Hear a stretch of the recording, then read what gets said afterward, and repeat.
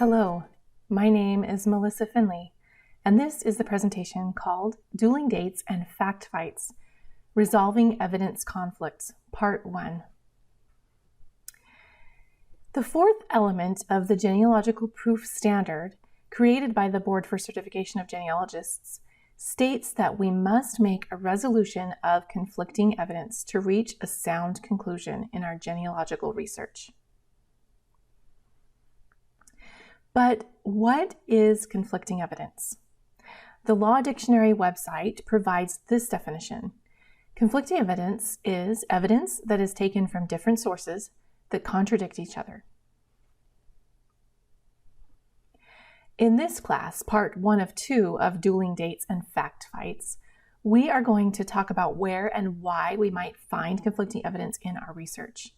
In part 2, we'll emphasize solutions and examples, so I hope you'll join me for that session as well. Now, let's discuss some areas where we can find conflicts and why those conflicts occur. Let's start with spelling. Spelling is probably the most common place we're going to find conflicts in our research, and there's several reasons why. One of those is illiteracy, phonetics, and then standardized spelling. So many of our ancestors actually could not read or write, and they didn't know how to spell their name. So therefore, the taxman or the county clerk or whomever the record was created by would just wrote what he heard. Or he might have written the way he thought the name was spelled, or literally just the way the phonetics worked out, so that he would spell it how it sounded. Standardized spelling and high literacy rates are a much more modern concept. So here's an example of several ways you might find the Taylor surname spelled in a variety of records. And this is just a sampling. There's more ways you could find this name spelled. And then there's an example of a first name, Jonathan, which you might find spelled a variety of ways and also abbreviated a variety of ways in the records. In most cases, spelling conflicts can be easily explained because it's simply a variation on the spelling of a name. And you can find other evidence in the documents that corroborates that it's the same person. So in most of my client reports, I actually write a short explanation about spelling variation, and then I choose one standard way to write the name within the report, except when I'm specifically extracting data from the records, and when I'm creating a source citation, I keep the spelling the way it was found in the record for historical accuracy. Okay, let's talk about conflicting evidence in names. Some of the reasons we might have conflicting evidence in names is because, just like now, people would use nicknames, call names, or saints' names for their children. So, for example, the parents name the child Sarah, but when she's young, they start calling her the nickname Sally, and she just continues to use it as she gets older. Or the parents name their son Robert Andrew after his grandfather, but they know from the get-go that they're going to call him by the name Andy, thus the call name. And the parents, especially if they're religious, especially of the Catholic faith, they might give their child one or more saints' names before they give them a given name, or simply just give them saints' names. And the child might go by a different name, a middle name as found on the baptismal record, or just a nickname. So such as the example, Mary Magdalene, who is called Maggie. Families also sometimes would reuse names. So for example, I had a family that I researched where they had some twins born in 1824, and I found their baptismal records. They named them Patrick and William. And then late the next year, the family had another singleton baby, and the twins had died, and so they renamed this baby William. And that's a common pattern that you see when child mortality rates were high. So we also come across name changes that cause conflicting evidence in our research. Sometimes a person would go by one name for a portion of their life, and then change their name slightly or drastically later in life. And there are a variety of reasons for this, from differing preferences or trying to hide something or from someone. So I had just a simple example. I researched a woman who went by Emma as a child, but after she married and moved closer to her husband's family, she went by the name Emily. And then finally, when we're speaking of names, I cannot neglect to talk about that we often run into conflicting evidence because there are multiple people with the same name in an area at the same time. So we must acknowledge that in our research and do our best to document and separate each same named person to resolve our conflicts. We can find conflicts in the dates of our ancestors' events and the ages they are listed under from varying records. So one particular reason that we find this is because there was an actual calendar change in between 1750 and 1752. There was a change from the Julian calendar to the Gregorian calendar. The date of the new year changed from March 25th to January 1st. And so if you're dealing with this particular time period in your research, you're going to want to familiarize yourself with the specifics of this calendar change. And I will include a link in the syllabus for a website that shares all the details about this particular calendar change. Next, we look at a variety of records to determine our ancestors' vital event details. So we need to carefully assess what the record is telling us. So for example, when you're looking up birth data, are you looking at an actual birth record or are you looking at a baptism certificate? Those are going to tell you different dates. Are you looking at a marriage license when the couple went to the county or whichever jurisdiction they needed to go to receive permission to marry? Or are you looking at the return that came back from the priest or whoever officiated at their wedding saying, yes, I married them on this date? Those dates might be very different from one another. And then when you're looking for a death date, are you looking at a death or burial or probate record? All of those could have different dates on them because of the purpose of the record. And so that might cause conflicts that you need to resolve. We also run into laws and legal issues that affect the dates and ages in the records that we look at. So laws and legal issues affect what age people could be taxed, what age they could marry, when they can make legal decisions in court, and when they can manage property.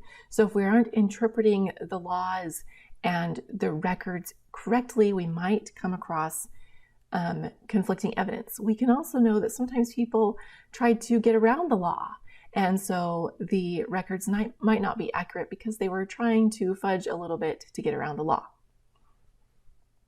So in general, things like this affect the dates and ages. So men would typically start appearing on tax lists in the US at age 21. Now this can vary by place and time, but men sometimes aged out of the poll tax at 60 in some places and times. So when we're weighing the evidence, we have to consider these four: the spelling, the name, the date, or the age. How important is it to resolve the conflict? Sometimes on spelling, as long as there's other corroborating evidence in the records, it's not that important to figure out the exact spelling of their name. In other cases, it really does matter, such as if you're dealing with two same name men in this area, you definitely need to resolve that conflict. So if it is important to resolve, keep digging for more evidence to resolve your conflict. If it's not that important to resolve and know the exact date of birth, go ahead and give a brief explanation in your software or in your report or wherever you keep track of your family history, and then move on. So now let's move on to some more complex, conflicting evidence that we can come across in our research. The first is relationships. Just like today, our ancestors' families often included complex relationships of many types, including biological relationships, adopted, and that could be formally adopted or informally, illegitimacy, half relationships, step relationships, and remarriages. So we sometimes come up with conflicting evidence because we don't yet understand the true nature of the relationship between two people. So we need to analyze more or find more evidence to figure out what the nature of the relationship is. Let's talk for a minute about the historic use of the terms senior and junior. For the most part today, they are used to denote a parent-child relationship. However, historically, this was not always the case. Often, men of the same name in a community would use these terms to distinguish between themselves. So the older one would say he was William Sr., the younger man would say he was William Jr., but it did not necessarily signify a parent-child relationship. They might be an uncle and nephew, they might be cousins, or they could even be unrelated. So now let's talk about conflicts involving jurisdictions or places. Boundaries around the world have changed over time. So what was at one time in one county or state or country or province might be in a different country or state or province after a boundary change. Our ancestors also migrated, some very little, but others more than we imagine was possible with former means of travel. But migrate they did, and sometimes this causes conflicting evidence that we must carefully work through to resolve. We also have to keep in mind that we deal with records created at different jurisdiction levels. So some by towns, counties, parishes, states, or country level. And knowing the jurisdiction level of the record can actually help us resolve our conflicting evidence. So let's take a look at one of the jurisdictions that I often work in. This is at the Kentucky, Virginia, Tennessee, North Carolina border. And this particular map shows this area in 1848. Keep in mind that the boundaries changed before this time. So what does this look like to you? Yeah, it's a nice zigzag shape. And I'll tell you what, I have researched a lot of folks that like to zigzag across the zigzags here at these boundaries. So it is imperative as a researcher that we understand jurisdictions to help us resolve conflicts in our research. So lastly, I want to talk about records and sources themselves. We look at a lot of types of records in our research. Sometimes we're looking at index, sometimes it's a compiled source. Other times it's an original or a copy of an original. And we need to keep that in mind. How far removed is the record we are looking at from the original? Because the farther we are removed from the original, the more chance there are errors in the information that we're looking at. And that might be the thing that's causing our conflicting evidence. Another thing to keep in mind is when you're looking at an index or a compiled record, or even if you're looking at an original, are you actually looking at the complete record or just part of it? Chances are the entire record was not indexed. So the index is just a way for you to get back to the original and find all the information there.